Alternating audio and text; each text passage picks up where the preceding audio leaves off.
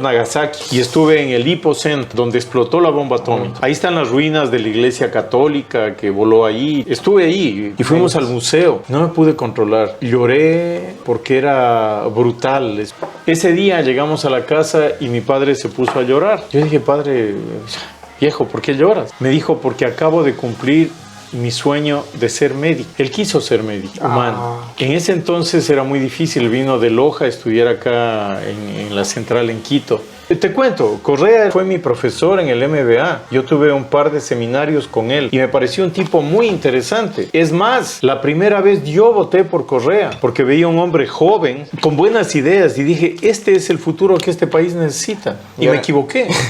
Porque al otro día de haber llegado a la presidencia cambió radicalmente y se dedicó. Miren, él nunca fue socialista en universidad, pero fue un muy buen negocio para él, negocio político.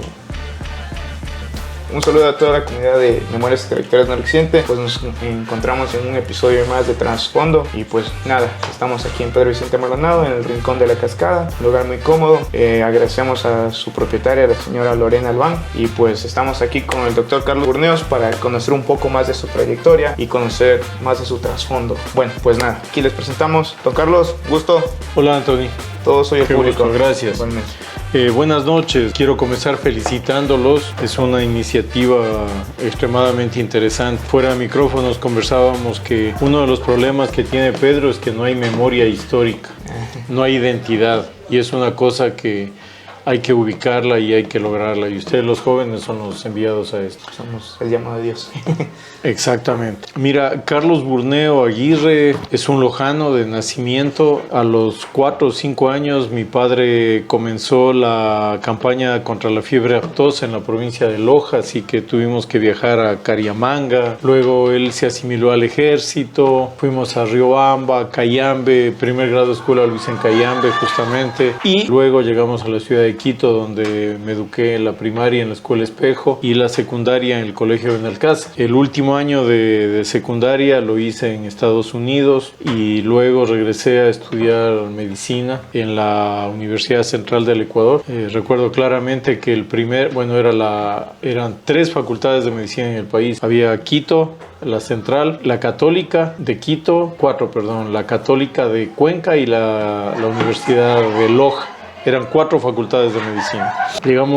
Estudié medicina acá, me gradué de médico, hice mi medicatura rural en el año 87 aquí en Pedro Vicente Maldonado justamente. Luego volví a Quito a hacer mi residencia en cirugía general, abdominal y vascular. Luego la montaña me llamó. Volví acá a Noroccidente de Pichincha. Me involucré nuevamente con el Ministerio de Salud Pública. Fui médico tratante. Llegué a ser incluso director del subcentro, fundador del área de salud número 11 en ese entonces. Y posteriormente me ubiqué, levantamos un proyecto grande con una ONG, con Salud y Desarrollo Andino. Levantamos un proyecto que se llamó Consejo de Salud de Noroccidente de Pichincha. Don Carlos, perdón que le corte, pero en todo ese tiempo, en todo lo que me está relatando, que cuando llegó aquí al Noroccidente, más o menos en qué año fue, la gente debería conocer como parte de la historia también, claro, como el primer subcentro que existía. Yo llegué a Noroccidente de Pichincha la primera vez a Pedro Vicente hace cerca de 40 años.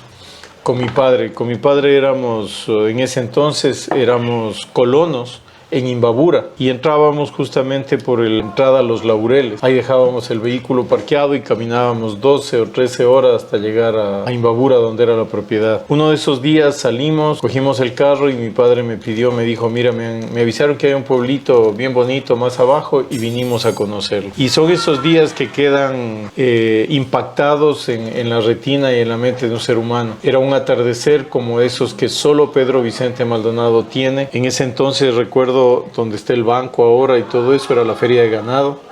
Al frente estaba el Hotel El Prado, ya había el Hotel El Prado, había unas, no sé, 10 casas posiblemente aquí en el poblado. Nos recibieron con repe en el Hotel El Prado, y ese día papá me dijo, mijo, nos quedamos aquí. Y ahí comenzó todo. Compramos una propiedad en Nueva Aurora. Fuimos ganaderos, Con mi padre sembramos, tratamos de encontrar salidas financieras para la zona. Sembramos caña, papá producía aguardiente que vendíamos en Manabí, producíamos panela de excelente calidad, luego sembramos pimienta, pero por cosas de la vida y gente inescrupulosa, me acuerdo, mezclaron la pimienta con pepa seca de papaya para ganar plata. Y la persona que compraba la pimienta es un caballero, un hindú. Se molestó tanto que compró 700 hectáreas, sembró la pimienta y quebramos todos los pimenteros de acá de la zona. Esa es la historia del Ecuador, así pasa siempre. Pero son más o menos 40 años. Lo de la rural ya como médico, te hablo del año 1987, cuando hice la rural acá. Y de ahí vinieron caminando las cosas. La fundación o la creación del área de salud fue en los 90, no recuerdo exactamente qué año. El proyecto con la Fundación Saludesa comenzó en el 95 más o menos, hasta el 2000 en que abrimos el hospital y el 2005 que fui separado del proyecto. Más o menos para que tengan una idea de tiempo. Luego de esto, por temas de trabajo, tuve que moverme un poco con la familia. Mis niños, por ejemplo, estudiaron la primaria en la 26 de septiembre, lo que es ahora el Vicente Andaguirre. Unidad educativa, sí. Luego, como ya me tocó salir a Quito por trabajo, los chicos salieron a terminar los estudios allá. Siempre hemos estado viniendo. Hay cosas que de Siempre pronto... se quedó Pedro Vicente en el corazón. No, mira, para que tengas una idea, la casa que tenemos, donde vivo ahora con mi familia, es la misma casa que tuvimos hace 29 años. Y me acuerdo por qué, es más, te voy a dar la fecha exacta de inauguración de la casa. La mega farra del pedo. Y fue muy interesante porque fue en julio de 1995, el 29, el día de mi matrimonio. Porque con Carmita nos casamos aquí en la iglesia, el padre Josué Izaguirre nos casó, hicimos la recepción en la casa y la noche anterior con mi padre poníamos las últimas lámparas en la casa. 29 de junio. 29 de julio de 1995. Entonces desde ahí nosotros hemos estado aferrados a esta tierra. Mi suegro, don Manuel Urquizo, y mi suegra Inesita Dele, prácticamente fundadores de acá. Hay temas que algún día deberían visitarlo a Manuel Urquizo para que les muestre la planta de luz, la primera planta de luz que hubo en Pedro Vicente Maldonado y sigue funcionando hasta el día de hoy. Es extremadamente interesante. Entonces ha sido toda una vida aquí en Perú. Claro. Don Carlos nos comentaba que siguió la rural aquí y entonces por ende estudió medicina. ¿Qué le motivó a estudiar medicina? ¿Cuál fue su afán? ¿Sintió un llamado? Es un tema interesante. Desde que era muy niño nunca dudé que quería ser médico, pero sí hay algo de por medio. Mi abuelo materno, a quien no conocí lamentablemente, un hombre extremadamente lúcido, un poeta, un político, en ese entonces era asambleísta, en 1928, en la Asamblea Constituyente. Fíjate que él hacía 8 días a caballo de Loja a Quito, en ese entonces. Él falleció tuvo un problema en un ojo y los hermanos de él, los muy amigos médicos, estaban borrachos. Se les fue la mano con el éter y mi abuelo falleció. Fue una mala práctica. Y luego, mi abuela paterna falleció con una pancreatitis y no fue manejada adecuadamente por temas relacionados con el mismo tipo de situaciones. Yo creo que eso marcó de alguna manera mi vida. Yo nunca dudé que quería ser médico. Usted lo hizo no por necesidad, sino por el afán de demostrar que hacer bien las cosas. Mi vida ha sido el servicio. He puesto, sí, es la vocación. He puesto incluso en segundo plano hasta, y lo digo con un poco de preocupación, hasta la salud financiera de mi hogar, porque para mí primero era el servicio. es un tema que nunca dudé. Cuando mis hijos ya estaban grandes y querían estudiar, bueno, ¿qué quieren hacer, chicos? Y mi hija Camila me dijo, papá, voy a estudiar medicina. Le dije, mi hija, no lo hagas.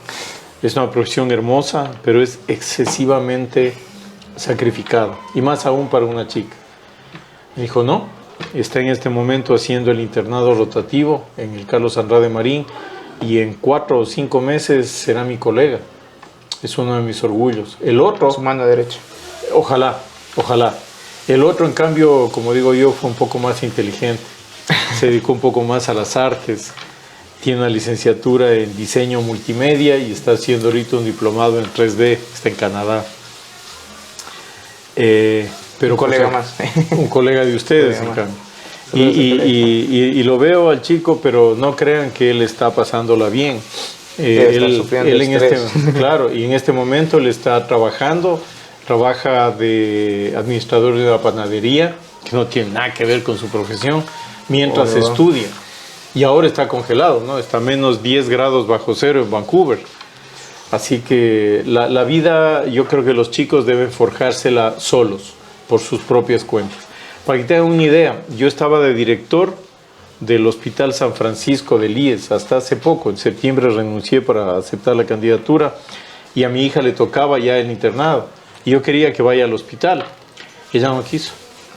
Que ganarse su propio mérito. Su propio espacio. Y se fue al hospital, al más grande, al Carlos Andrade Marín. Consiguió el ingreso. Yo no metí una palabra siquiera para que ella consiga lo... Y es preferible, los hijos deben criarse de esa manera. Construyendo su propio futuro, presente y futuro. Listo, don Carlos, con todos estos relatos que nos vienen a contar, porque vienen a ser relatos de hace años, parte de una historia también. ¿Cuáles, no sé, ya sea en su juventud o en las prácticas de su profesión, cuál sería la anécdota que le ha marcado? Así como para decir, darle el consejo a alguien, ¿sabes qué? Me pasó esto y mi consejo es que no lo hagas, por tal motivo te aconsejo tal, no sé, una anécdota que le ha marcado. Mira, en medicina hay, no te exagero, te digo, cientos de anécdotas. Yo puedo recordar una en la maternidad de Isidro Ayora y una aquí en Pedro Vicente. En la maternidad recuerdo que un día estaba de guardia, interno rotativo, y me llegó una niña de 12 años que viene referida del Eugenio Espejo. La niña llegó por cólicos al Eugenio Espejo y lo que a la niña le pasaba es que estaba pariendo. La niña nunca tuvo una menstruación, tuvo una relación sexual antes de la primera menstruación. Entonces la primera ovulación quedó embarazada, ella no sabía qué le pasaba y el momento que se enteró de que dejó de ser niña, pasó a ser mujer y era mamá, fue un shock brutal para ella, no lo recibió el niño. Eso me marcó en ese entonces. En la maternidad batí un récord personal. En 12 horas atendí 14 partos. Llegué a tener 3 señoras listas para parir y simplemente como arquero de fútbol viendo cuál salía primero. Así era en la maternidad de Isidro Ayora, era impresionante. Y ahí mismo alguna vez venía una señora, claro, una señora venía caminando, me acuerdo una señora afrodescendiente muy grande y gorda, venía caminando y comenzó a pujar en el corredor. Y yo avancé a ver que salía la cabeza del niño, me pegué una volada y lo cogí en... Y obviamente no cogí solo al niño, que me cayó todo encima, todo el resto y... Como de películas. Claro, y llevarlo al como guagua. Diego Martínez en el Mundial. Claro. Esas son anécdotas hasta jocosas y muy interesantes. Pero aquí estando en el... no me acuerdo si fue en el hospital. Creo que fue en la clínica antes de abrir el hospital. Llegó un día una niñita de 7 años, mordida de una una culebra. La mordió en la espalda. Era una mordedura tan brutal que los colmillos del animal le rasgaron la piel a la guagua. Fue en el hospital ya. Me acuerdo, le pusimos 12 sueros antiofídicos y la niña seguía sangrando y la niña se nos murió ahí. Fue la única paciente que murió por mordedura de culebra en el hospital. Y fue una niña de Andoas. Esas son las cosas que a uno lo marcan. Partos complicados, gracias a Dios nunca se me ha muerto un niño en un parto. No sé, a pesar de eso, Yo sigo diciendo a la gente que los que quieren estudiar medicina, siempre y cuando tengan la seguridad de querer servir, que estudien medicina. Si es que la idea es hacer la medicina monetaria para ganar plata, mejor no lo hagan. Háganse economistas, no sé, ingenieros y lo que quieran, pero no tratan de hacer plata con la medicina. Ese es, yo creo que es un pecado. El juramento hipocrático es muy claro, tiene cosas muy interesantes. Dice, por ejemplo, que no hay como el médico puede enseñarle la ciencia y el arte de curar solamente a hijos de otros médicos. Pero lo básico es que no hagas nunca daño con lo que vayas a hacer por un paciente. Va a recibir un daño. Como todo, prácticamente. Sí. Listo. Bueno, como comenta, ha tenido varias experiencias y ha sido relativas aquí, allá. Es una vida, ¿no? Es una vida. ¿Cuántos años dijo que tenía? Acabé de cumplir mis primeros 60 años. 60 años. Sí. El 11 de octubre de este año. Con toda esa experiencia, cualquiera puede decir que tiene hasta más, ¿verdad? Espero que no te refieras a que aparento más, porque alguien me dijo que yo era un mueble fino, bien acabado. Un roble bien duro. Ya. Bueno, entonces, como siendo relativo y todo, he estado yendo, viniendo, caminando duro, en caballo, no en caballo, a pata limpia. ¿Qué significa para usted Pedro Vicente? ¿Qué le significaba antes, ahora, o si es el mismo sentimiento? Si tiene algún compromiso, con usted mismo personal, obviamente, o que juró. Pedro Vicente Maldonado es mi segunda tierra. La primera, por haber nacido, obviamente, es Loja. Y los lojanos somos muy orgullosos de nuestro origen. Pero si a mí me preguntan de dónde eres, yo soy de Pedro Vicente. Aquí terminé de hacerme médico, aquí forjé mi familia, esta tierra me dio hasta mi esposa, aquí se criaron mis hijos, aquí pasaron mis padres, pasó los últimos años de vida mi papá. Para mí, Pedro Vicente es todo. Es más, yo no extraño la ciudad. Si por mí fuera, nunca me fuera a Quito. Yo pasara solamente acá. Y espero que Dios me permita quedarme el resto de mi vida. Ojalá que mi mujer me quiera acompañar. Porque... Sí, ya hablamos. No, y es interesante porque vale la pena hacer un comentario. Carmita era la niña de ciudad. Yo no la conocía, Carmita, conocía a las hermanas porque era muy amigo de Manuel antes de ascenderlo a suegro. Y ella pasaba en Quito, en el Ministerio de Finanzas. Pero no se gana la confianza del papá y luego el resto es... No, el problema es que el papá no quería que me case, porque me quería mucho como amigo. Pero ese fue interesante porque ella estaba acostumbrada a la ciudad, no le gustaba Pedro Vicente. Pero ya de enamorados comencé a sacarla a mis aventuras en la montaña, a que conozca el Ecuador profundo, realmente donde se necesita. Y yo creo que eso le cambió la vida a Carmita también y no fue difícil tomar la decisión. Nos casamos en Pedro Vicente y nos quedamos en Pedro Vicente. Fue similar a lo que pasó con papá. Así que le debo todo a Pedro, en pocas palabras. A eso me refería, perdón, con ese compromiso de amor y honor que tengo con Pedro Vicente Maldonado. Bien. Un hombre de compromiso, prácticamente casado con Pedro Vicente Maldonado, con el cantón, obviamente. Sí. Y en base a todo, aparte de su profesión, ¿cuáles serían sus pasiones? No sé si es muy creyente, le gustan las artes demasiado, es su distracción, su hobby. Antes de esto, valdría la pena hacer un comentario. Realmente llevo 38 años, van a ser de médico ya. Pero mientras desarrollaba algunos proyectos aquí de comunitarios, me di cuenta que me faltaban herramientas que no nos dan en la universidad, administrativas. Y conseguí hacer una beca en la Universidad de San Francisco de Quito e hice una maestría en Administración de Negocios. Ya son como 20 años. Van a ser 18, en el 2005 me gradué. Entonces eso también le dio otra visión. Les cuento que en ese año, en todo el país, habíamos 4 médicos con MBA. 4. A nivel nacional. A nivel nacional. ¿Y usted era parte de esos 4? Era uno de los 4. Y fue interesante. Mi hermano menor, economista, profesor de la universidad, cuando yo le dije que iba a hacer la maestría, me dijo que no lo haga, porque no voy a avanzar. Me dijo, hermano, no vas a poder. Yo comencé a los 40 años prácticamente la maestría. Y era el mayor del grupo. Éramos 12 cursantes de la maestría. Yo era el más viejo. Y fui el primero en graduarme. Fue el primero que terminó su tesis y se graduó en la San Francisco. Esos son los pequeños honores que me voy llevando yo, porque solamente a mí me sirve.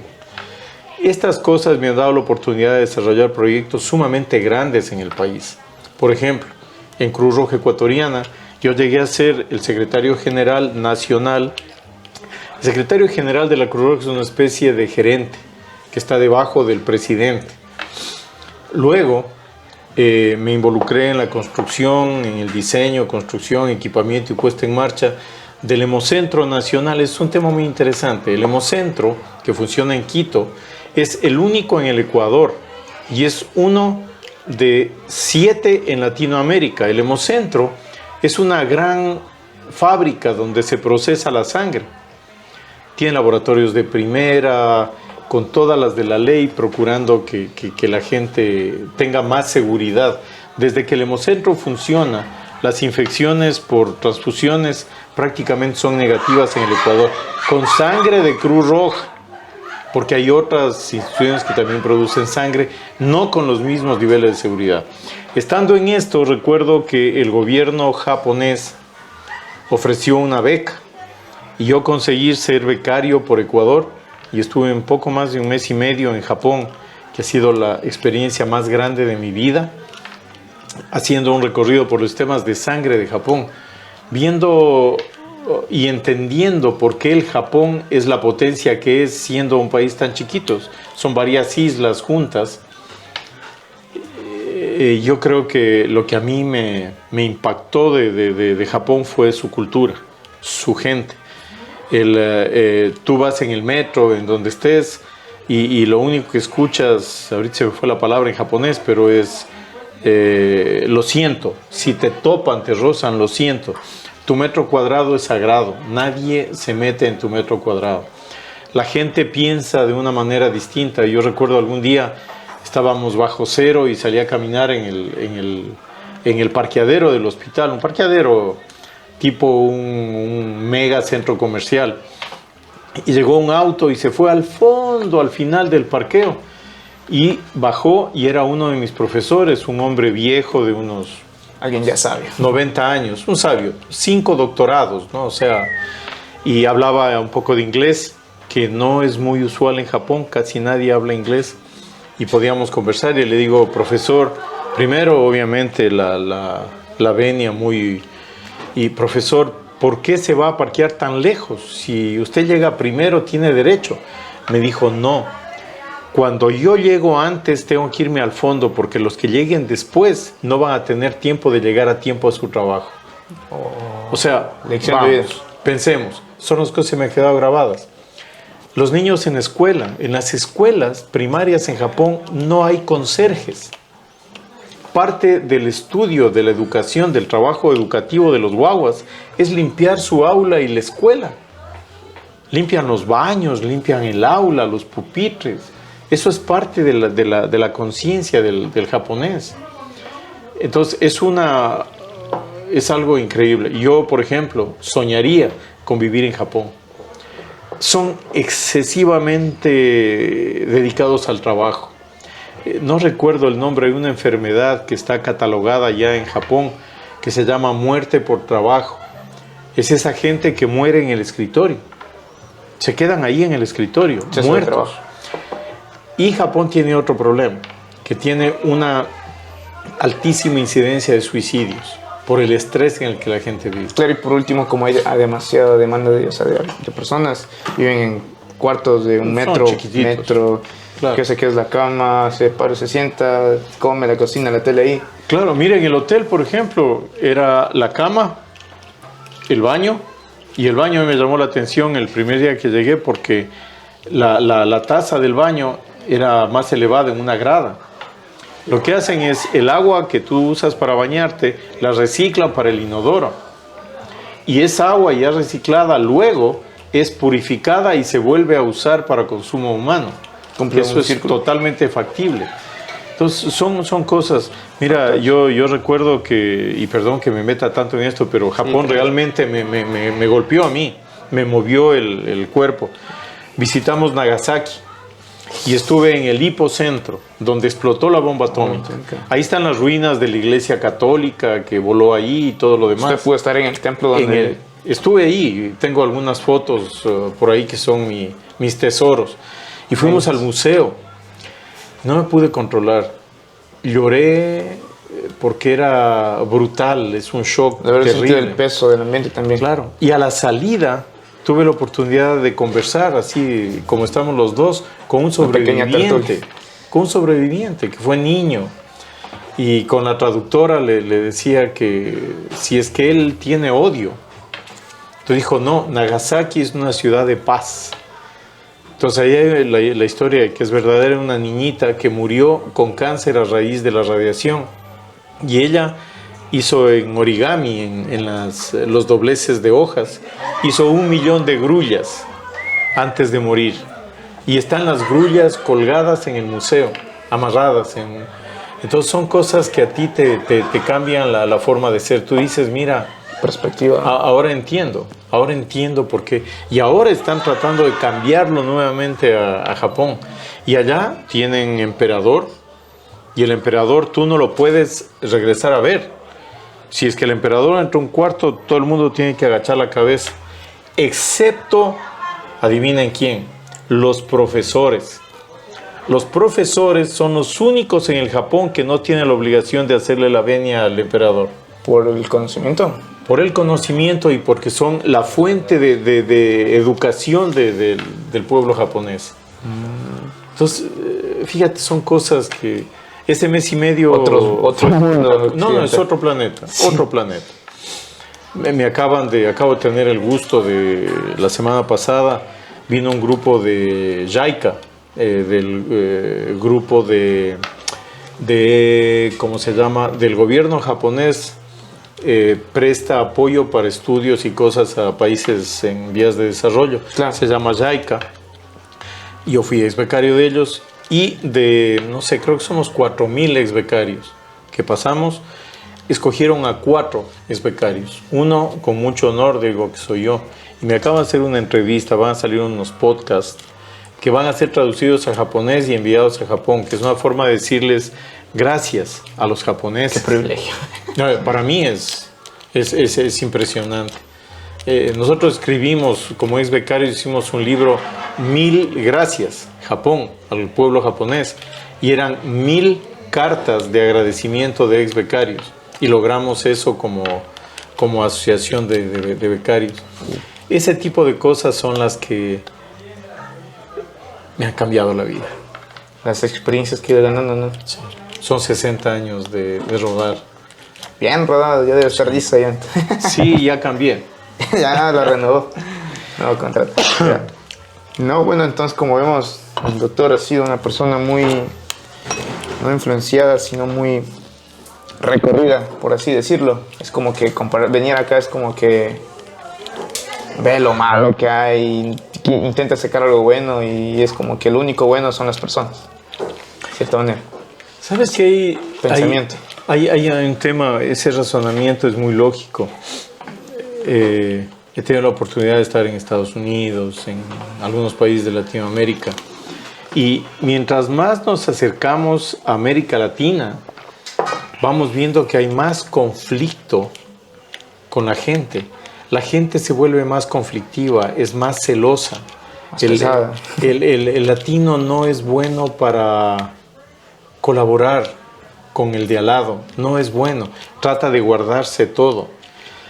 Yo creo que por eso mi forma de ser es diferente. Yo soy muy abierto, yo comparto lo que sé porque así debe ser. Un médico tiene que enseñar y por eso en mis consultas yo me demoro, porque yo creo que el 70% del tiempo estoy educando a ese paciente más que escribiendo recetas. Nutriéndolo literalmente. Es que hay que hacerlo, así debe ser un médico. Bueno, don Carlos, en base a toda esta historia, esta cátedra de su vida, comentaba que había dejado su puesto de trabajo por una candidatura. ¿Qué le llevó a eso? ¿Es amante de la política? ¿Qué siente por la política? A ver, ¿O cuál es el motivo en este caso? el concepto básico de política es admirable. Política es el arte de servir. Y hay que diferenciarlo muy bien de la politiquería. Ahí es cuando se daña el concepto básico. El arte. Mira, en el Hospital San Francisco tuve el honor de ser director administrativo durante 2 años. Para que tengan ustedes una idea, el promedio de cambio de directores era cada 3 meses. No lo soportaban. No lo soportaban o no los soportaban a ellos y los cambiaban. Yo permanecí 2 años, dos batí récord, y cuando renuncié me dijeron que lo piense 2 veces, cuando supieron por qué. Pero yo tenía un compromiso, el compromiso de honor y amor con Pedro Vicente. ¿Cómo? Y vale la pena como anécdota también. Te contaba que mi padre murió hace 2 años, 2 años, en claro. enero van a ser 2 años. Y un poco antes conversaba con mi padre y me quejaba en la casa amargamente, le decía, esto es el colmo, este municipio no sirve para nada y cosas por el estilo. Y mi padre me dijo, ¿y qué vas a hacer tú? Digo yo, ¿qué puedo hacer? Soy un humilde ciudadano que no puedo hacer nada. Me dice, estás equivocado. Tú coge, lánzate, gana la alcaldía y demuestra que se puede hacer bien las cosas. 2 meses después de esto, papá fallecía. Y fue como que me quedó retumbando en la cabeza, y eso sumado a mi compromiso previo, pues dije, nada. Un profesor mío en Japón nos decía... Una más. Producción. Sí, producción, por favor. Nos decía que... ¿por qué le preguntamos? Usted tiene más de 80 años, ya está pensando en retirarse. Nos dijo, no. El hombre o la mujer se vuelve más productivo entre los 60 y 80 años. Más tiempo de pensar y... Tiene 60 años de experiencia y todavía energía vital.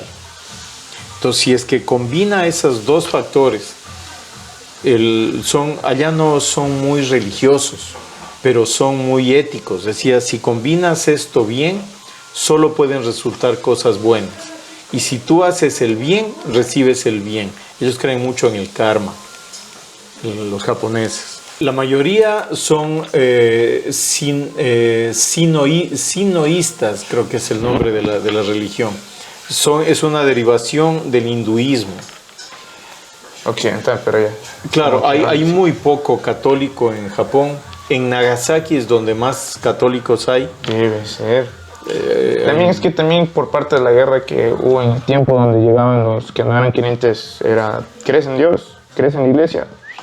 Claro. Y hay historias de eso, sobre los padres que lo negaba. Hay una película, y cito las escenas, que él tuvo que negar a Dios para poder sobrevivir, pero él se casó con una mujer japonesa, pero tanto él y ella mantuvieron el secreto de siempre rezar, siempre orar, y tuvo la fe. Entonces la tradición en Japón era de que a la hora de morir lo entierran en una especie de... Una urna. Con sus pertenencias, y la mujer le dejó al final como una servilleta y algo, y al final de la película salía el rosario. Un rosario, y eso mostraba la fe que él siempre tuvo, así siendo pecado, porque Dios siempre perdona. Entonces era como que todo el peso que él llevaba de ver a gente morir. Y por último, el amigo el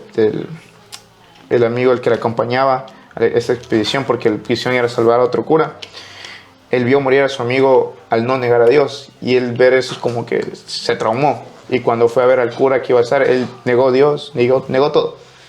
Era como que aplastaba la Biblia.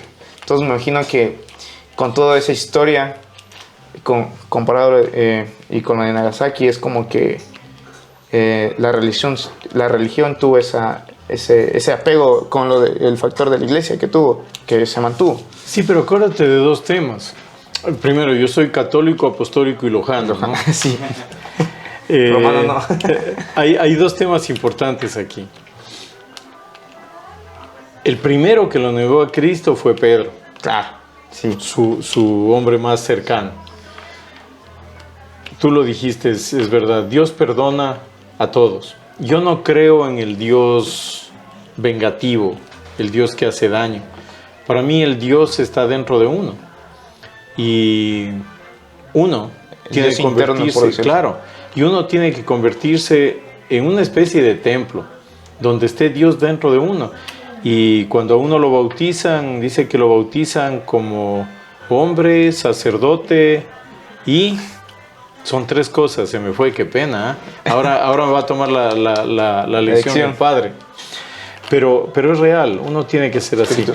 En Japón son muy abiertos en ese tema, pero son muy respetuosos. Y fíjate, me hiciste acuerdo de un asunto oyéndolo de este caballero que lo mataron. En una de mis guardias en el hospital militar en cirugía, se nos moría en terapia intensiva una señora, una anciana, hija de un general. Y yo me acerqué donde la señora y le dije, mi señora está muriendo, quiere que le llame un cura. Me dijo, no, hijito, yo no creo en Dios. Chuta, y yo estaba acostumbrado a ver que los ateos son ateos hasta que están cerquita a morirse y ahí cambian, ¿no? No. Esta señora se murió diciendo que era atea, que no creía en Dios.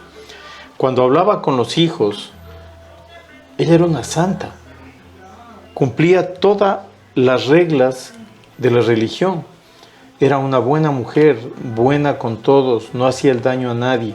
Entonces yo hablé con un cura, con mi confesor en ese entonces, el padre Ivano Sanovel, un italiano, un tipo genial, ya murió lamentablemente, y le decía, ¿qué hay con esta señora? Caso, ¿se va al cielo o no? Me dijo, te garantizo que ella ya está ahí arriba. El hecho de que ella diga que no era creyente y demostraba con su vida que creía efectivamente, no hay para qué hacerse problemas. Entonces no hay que ser muy dogmático en el tema de religión. Y la religión es hecha por hombres, y los hombres se equivocan, y son los que dañan a las religiones. Y no es solo en la católica, en todas. Pero ahí usted queda abierto. Es mi parte... espiritual. Claro. No, yo lo decía, como nombraba a su papá, yo quería hacer este pequeño momento honorífico de su padre, porque con mi papá tuvieron una amistad muy grande, que yo tuve mi tiempo también de religioso, que me afinaba. Yo siempre llegaba antes que empezara la misa, y siempre existía el rosario. Se encontraba su señora madre y su finado padre al inicio. Yo decía, wow, qué bonito, ¿no? Una pareja acompañadas, agarrados de la mano, formando como que una relación tan religiosa y tan amorosa. Era como que, no sé, no tenía palabras para sentirlo, pero yo lo sentía así muy emotivo, y me sentaba atrás y me quedaba admirado, y a la vez rezaba. Y era como que dije, oh, ya llegar, decía yo, algún momento. Pero era tan bonito que siempre que llegaba era como que me ganaban, ya llegaban o ya los veía llegar, y era como que compartíamos el rezo. Entonces, y siempre en la misa de los domingos igual, se sentaban de primeritos, rezaban.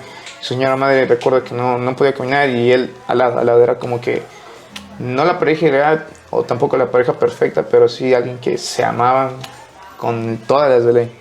Y el carácter, todo, pero era como que de admirar, de verdad. Te agradezco en el alma, sí. me hiciste... Sí. Salud por eso. Bueno, entonces, en base a eso...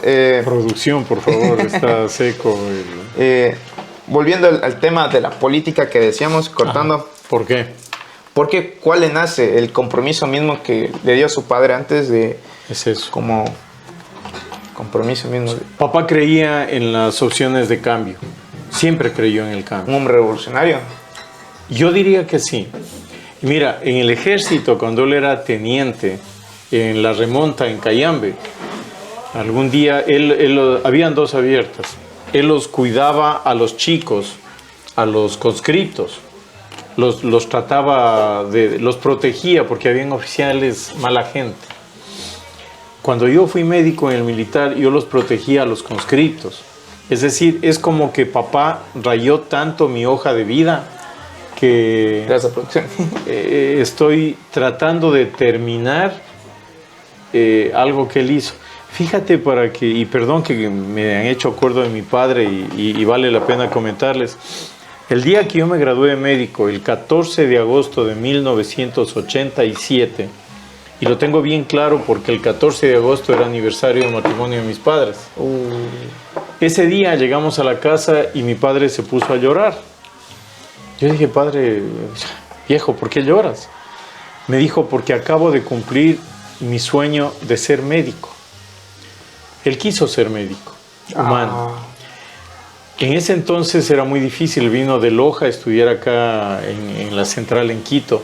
Y mi abuelo, Carlos Benigno, un hombre muy grande, muy duro, cuando estaba en segundo año, papá le dijo que no le iba a seguir pagando la universidad a no ser que estudie leyes.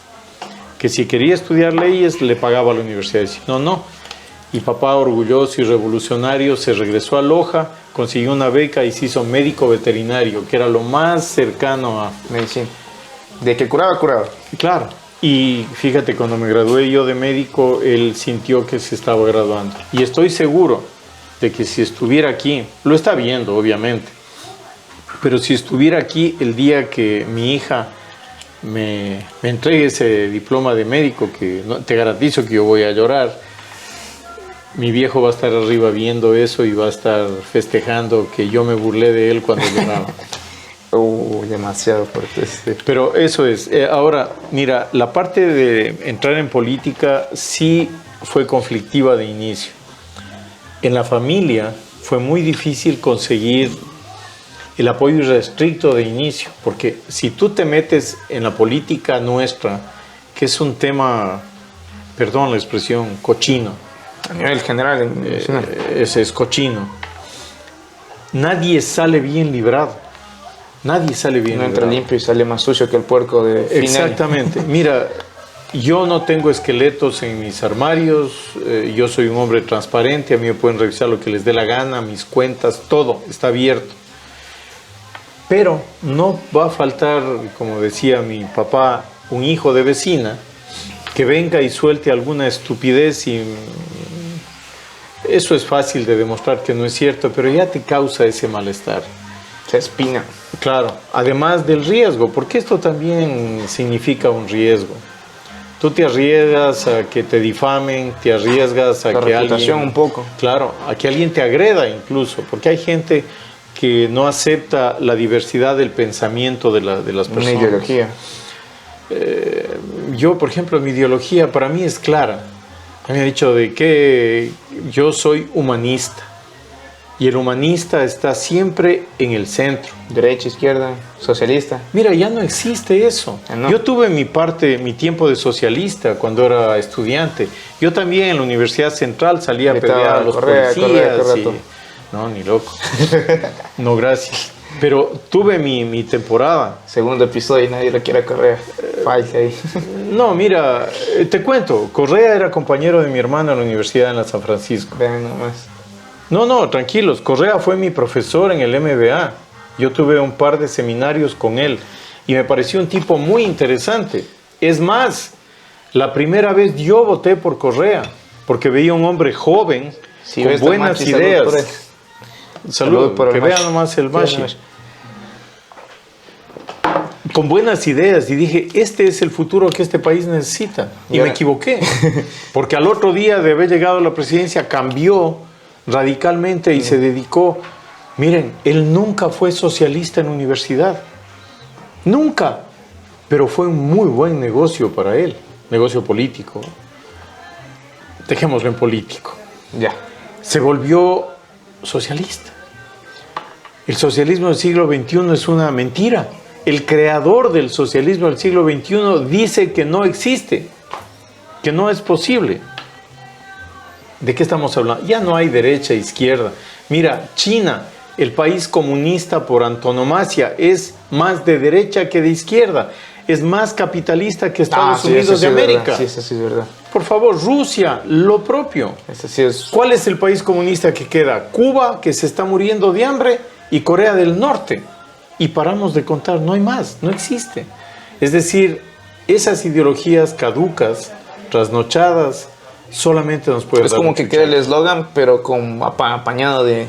Mira, la ideología, si tú lees a Carlos Marx, yo sí lo he leído, a Engels, el primer comunista que hubo fue Jesús. Literal. Jesús fue un comunista. Un verdadero revolucionario. Un revolucionario. Entregó su vida. Estos caballeros no entregan ni las chancletas, peor la vida. Jesús fue un revolucionario. Ese es el Jesús en el que yo creo. El revolucionario que no usa la violencia. Acá dicen que la única revolución que existe es con sangre. Eso me se acuerdan mis profesores. La letra con sangre entra. No es cierto. La revolución entra de otra manera, con educación, pero educación con libertad. Información. Por supuesto. Tú vas a creer que es libertad. A mí me da mucha pena. Yo en mi época de escolar, hace un montón de años, cuando las culebras andaban paradas, yo estudiaba ética, cívica, moral, historia. Y ustedes deben saber como jóvenes que un pueblo que no conoce su historia va a repetir los mismos errores. Está literal que sigue la ruleta. Es que eso es así. Y ahora estamos viendo que eso está pasando. Los chicos hasta los 25 años, ¿qué es lo que conocen de la historia del Ecuador? Correa. Nada más. No existe nadie más. Ellos, por ejemplo, no han escuchado, no han leído a Juan Montalvo. Juan Montalvo, hace casi 3 siglos, fue tan claro que dijo que el peor delito que puede haber es robarle al Estado, la corrupción. Y dijo hace casi 3 siglos que la idea que los ecuatorianos tenemos sacarnos de la cabeza de raíz es eso de que está haciendo obra, que robe nomás. Hace 3 siglos ya lo dijo. O sea, no es que la corrupción viene de 3 gobiernos, no. El país ha sido corrupto, lamentablemente. Pero es obligación de ustedes los jóvenes y de algunos viejos, locos, soñadores, cambiar la historia de este país. Y se comienza, ¿saben dónde? En los cantones. Aquí se comienza el cambio de un país. Pequeños sectores, a forjar una pequeña... Aquí. Yo soy un soñador, definitivamente. Pero para lograr una cosa grande tienes que comenzar soñando. Si no soñaste, no llegas a ninguna parte. Yo soñé, mira, cuando vinieron el doctor David Gauss y el doctor Eric Janowski, Saludez, no era Saludez, 2 gringos y Tom Chiller, 3, que llegaron acá con la idea de hacer un sistema de salud en Noroccidente. Una proyección, un proyecto. Sí, tenían su proyecto porque era con la Universidad de Notre Dame y el padre Theodor Hesburg, un santo, un científico, un santo, les dijo que vengan. Llegaron a los bancos. No miento, pasaron a Puerto Quito, porque no se pasaba por el pueblo, aquí pasaban por afuera. Llegaron a Puerto Quito y les dijeron, gringos locos, están chiflados, váyanse de aquí. Llegaron a los bancos, ahí se encontraron con un tipo en el subcentro, un amigo mío, el Iván, y el Iván les dice, hay un loco en Pedro Vicente, ese capaz que les compra la idea. Así comenzó Saludez aquí, porque a un loco le interesó la idea de 3 gringos locos. Y fue hermoso, y formamos 4, pero comenzamos soñando. Y mira, soñamos de 95, en el 2000 abrimos el hospital. Es un sueño productivo. Yo comencé soñando el Hemocentro Nacional de Cruz Roja. En 10 años estaba construido y puesto en marcha. Ahora tengo otro sueño, cambiar este cantón. Es la parte política. Salud. Salud. Recuerden, sueñen, pero despierten. Hay que soñar. Hay que soñar. Ya. Nombraba el caso de Saludeza. Como somos conocedores y la mayoría de la gente de aquí, no sé, digo, haría mal, no sé si decir que es un caso controversial, polémico, o simplemente no, a raíz de lo que haya pasado, no fue, la historia no fue bien contada. ¿Quiere aclarar algo, Juan Carlos? Miren, yo el asunto lo veo sencillo. Yo puedo aceptar, Desconozco, la verdad, por eso yo puedo aceptar 4 responsabilidades en el tema de Saludeza. Primero, haber creído en los gringos locos, sumarme a ellos, crear la fundación. Yo fui el fundador de Saludeza Ecuador, era Andean Health and Development en Estados Unidos. Haber conseguido dinero del Ecuador, en ese entonces el ministro de Finanzas era un egresado de Notre Dame, y el padre Hesburgh le pidió y nos dio un aporte al municipio. Y ¿En aquel entonces? Claro. 2000. Estamos hablando de 1998 posiblemente, porque en el 2000 abrimos.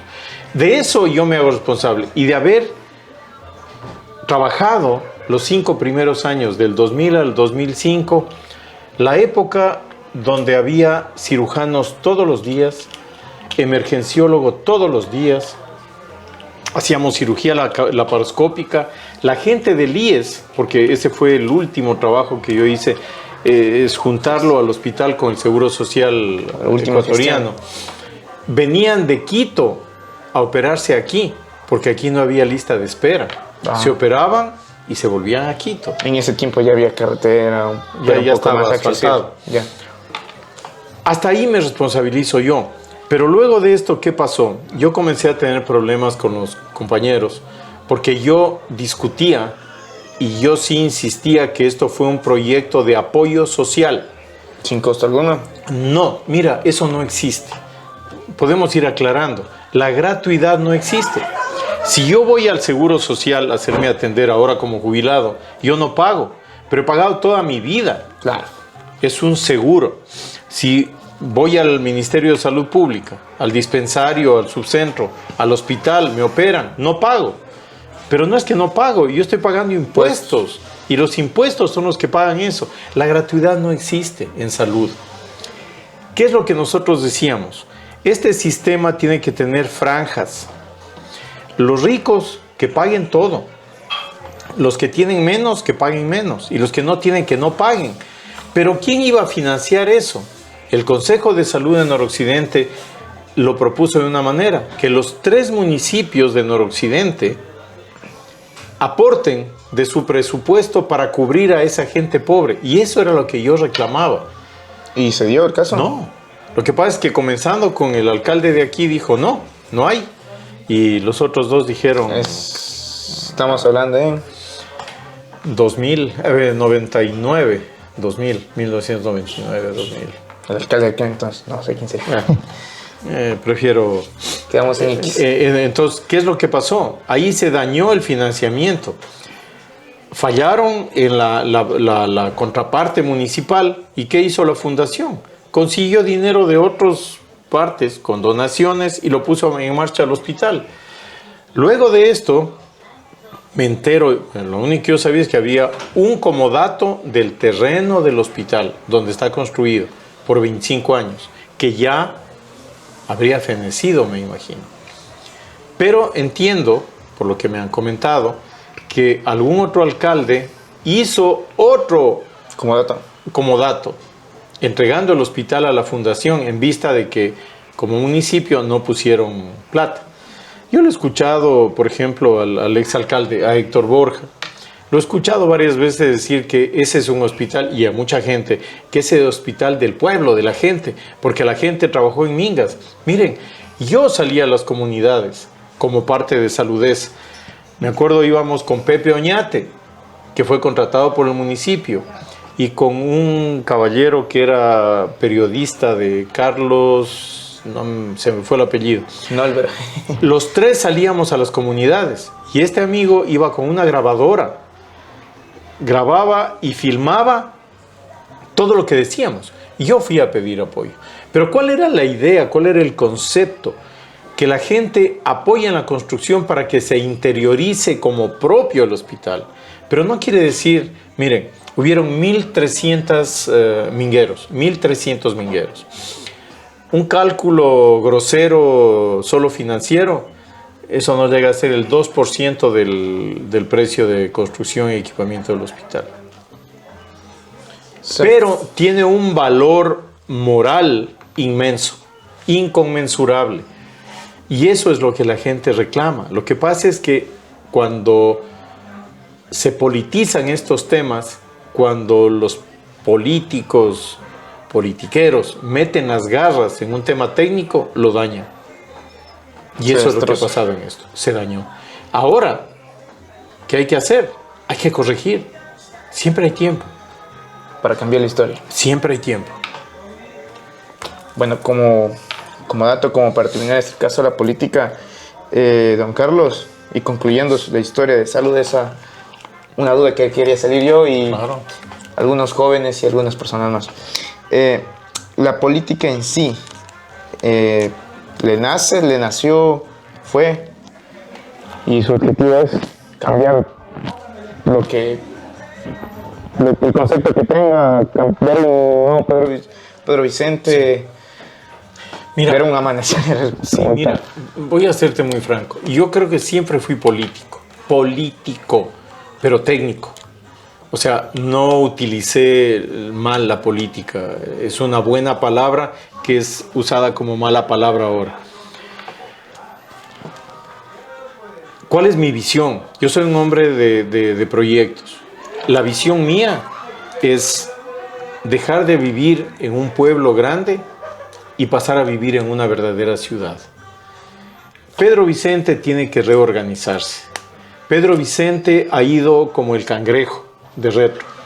Se ha desinstitucionalizado. Hemos perdido oficinas públicas, varias. Podemos citar Registro Civil, IES, MIES, empresa eléctrica, policía, lo que tú quieras. Eso hay que reconstruir. ¿Y por qué se ha perdido? Porque a veces los políticos pierden un poquito el horizonte. Lo que el municipio debe hacer es encargarse de la gente. El bienestar. Está bien que se hagan obras, por supuesto, pero hay que medirlas. Primero es la gente. Tenemos problemas de drogadicción, tenemos problemas de alcoholismo, tenemos problemas de embarazo en adolescentes, tenemos problemas de violaciones dentro del hogar, tenemos problemas de maltrato a las mujeres. Esas son las cosas que el municipio, junto con entidades estatales, tienen que entrar a solucionar. El dinero para las obras, necesario. Que no va a haber los primeros años de la siguiente administración, también es cierto. Porque se ha gastado mucho y no está mal, por si acaso. Hay obra, se ha comprado, es el único cantón que tiene 2 equipos camineros completos. Pero yo, por eso. Claro, no. Pero yo personalmente hubiera invertido de forma diferente el dinero. Primero en la gente y después en las máquinas. Es mi forma de ver las cosas. Pensar es que todo el mundo se queja ya. Hay que satisfacer a todos. Mira, yo no puedo decir, por ejemplo, estoy recorriendo todo el cantón. Veo que las canchas de uso múltiple están cubiertas la mayor parte. Perfecto, hay que felicitarlo. Es parte de la obligación del alcalde, hay que agradecerle. Por supuesto que sí. Pero ¿qué sucede? No sé, es que te has ido a visitarlas. Creo que ninguna tiene una batería sanitaria, no tiene paredes, no tiene seguridad. Hay que completar las cosas que quedaron a medias. Eso no está mal. No es que el nuevo alcalde entra y patea el tablero, destruye todo y comienza de cero. Hay cosas bien hechas que hay que continuar. Hay cosas que hay que cambiar. Hay problemas con las ordenanzas. Hay ordenanzas repetidas. Las tasas a las empresas aquí en Pedro Vicente son más altas que en Quito. Esas cosas hay que corregir. Y eso lo hace una persona, perdón que lo diga en primera persona, que sabe manejar administración pública, que es totalmente diferente a administrar un negocio privado. Perdón, ya me metí una cuña sin haber sido preguntado. Ya está. Si quieren la borran, ¿eh? Sí, ya saben, la mejor opción. No lo digo yo, ya lo dijo él. Como para terminar y finalizar, un mensaje a la juventud de ahora, porque como usted decía, de manera general, no digo que aquí prácticamente pase, y bueno, en mi caso sí es confundido, porque uno sale del colegio, no sabe qué hacer, a veces quiere estudiar, pero no alcanza el puntaje, lo que es económico se vuelve muy complicado y delicado a la vez. ¿Usted cree que el emprendimiento sería, aquí dejando un mensaje, no digo? No, sí. No, y lo puedo entender. Nosotros, yo, voy a hablar en primera persona, yo estoy absolutamente seguro de que una de las salidas son los emprendimientos. El tema de educación es totalmente diferente, viene desde un poquito antes. Tiene que ser controlado desde la escuela primaria, la secundaria. Tiene que haber orientación vocacional adecuada a los chicos. Los chicos, ¿qué quieren? Salen de aquí, quieren ser médico, abogado, ingeniero, administrador, contador. Y yo hablaba de esto con la señora viceministra de Educación hace pocas semanas y me decía, Carlos, que eso tiene una lógica. ¿Por qué los chicos siguen estudiando contabilidad? Porque es la profesión que más rápido se pueden meter al sector público a trabajar. Adoctrinamiento. Velo por ese lado o velo por facilidad de entrar a trabajar. Pero ¿qué tal si aquí en Pedro Vicente se le pone un norte de producción, una área agroindustrial turística, y en base a eso se consigue, por ejemplo, Instituto Técnico Superior de una universidad tipo central, pero que se dedique a eso, a la producción agropecuaria, al turismo? El Vicente Andaguirre está sacando ahora bachilleres en turismo. Los chicos salen y no tienen a dónde ir. Esos chicos deben ser incluidos como mano de obra en los sectores, por ejemplo, turísticos. Pero ¿cómo le voy a ir a pedir a un señor que está tratando de sacar adelante una hostería, que no tiene servicios básicos adecuados, que los clientes se le quejan porque no hay agua para lavarse las manos? ¿Cómo le voy a pedir que coja y que incluya gente del local? No puedo. Entonces, ¿qué hay que hacer? Hay que garantizarle al empresario la facilidad para que invierta más y darle, se me ocurre, por ejemplo, lo hemos propuesto ya, decirle, muy bien, usted va a poner una hostería, chévere, 5 años, no pague impuestos, con una condición, que el 75% de la gente que ocupe sean locales. No pasó nada. Que exista la oferta y que venga la demanda. Que todos los vehículos que se utilicen para una empresa sean locales. ¿Qué sucede? Te voy a poner un ejemplo. Plantel avícola. Vienen carros de afuera trayendo el balanceado. Vienen carros de afuera y se llevan los pollos. Y los compañeros de aquí se quedan así. A esas empresas hay que decirles, ¿quieren seguir trabajando en Pedro Vicente? Vengan. Se va a corregir el tema de impuestos. Vamos a revisarlo. Pero ustedes contraten a la gente de aquí, a los locales. Pongan ustedes las características. Que el camión tiene que ser así, que las jabas esto. Pongan ustedes eso. Y los locales van a cumplir con esas características. Y trabajemos. Hay formas de hacerlo. Pero sí, el emprendimiento es indispensable, sobre todo en turismo. Sobre todo en turismo. Ustedes, por ejemplo, son emprendedores que no han tenido todavía la oportunidad. ¿Quién dijo que no? Mentira. Financieramente, digo. Bueno, sí. ¿Okay? Me ganó. Es que perdón. No, cabo, ya perdí. No, es que seamos claros. Si tú te metes en un emprendimiento es para ganar. Nadie se echa a perder. Hay que invertir primero siempre. Por supuesto. Pero hay que invertir y con un criterio. Y nos dimos un experimento social. Creamos un fondo semilla en pollitos para familias. Ya me están sacando por ahí la cara por eso. No importa. Hay 500 familias que se llevaron 60 pollitos cada una y que están criándolos y que van a tener proteína para comer y espero que guarden algo, vendan y sigan adelante. Así se debe trabajar. Eso es emprendimiento. Una coordinación. Como último y para finalizar, su mensaje para la juventud, como lo decía, o de manera general. El mensaje es para el pueblo de Pedro Vicente y los jóvenes. Crean en el potencial que ustedes tienen.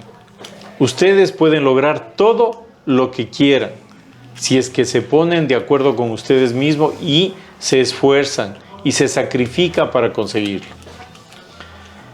Dentro de eso, por supuesto que sí está el cambio. El cambio siempre es bueno. Siempre es bueno. Si antes tomabas mucho, ya no tomes. Mira, esto por ejemplo, yo les acepto, me encanta la cerveza. Todos nomás son. Pero hay un problema grave de alcoholismo y drogadicción en Pedro Vicente Maldonado. En eso tenemos que trabajar. Con ustedes, con los jóvenes. No sé si ustedes sepan, aquí hay un grupo, Narcóticos Anónimos. AA también. Aquí en Pedro Vicente. Y hay varios chicos de aquí de Pedro Vicente que están hospitalizados ahora en Quito, víctimas de la adicción. Uno de ellos lo agredió feamente al papá.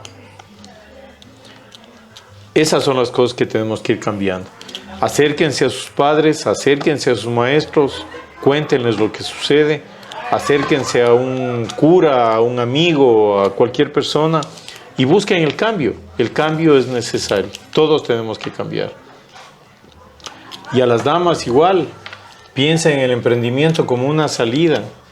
Tenemos que ser francos. Aquí hay violencia sexual, física, obstétrica, financiera. No sé, es que han analizado las 4 versiones.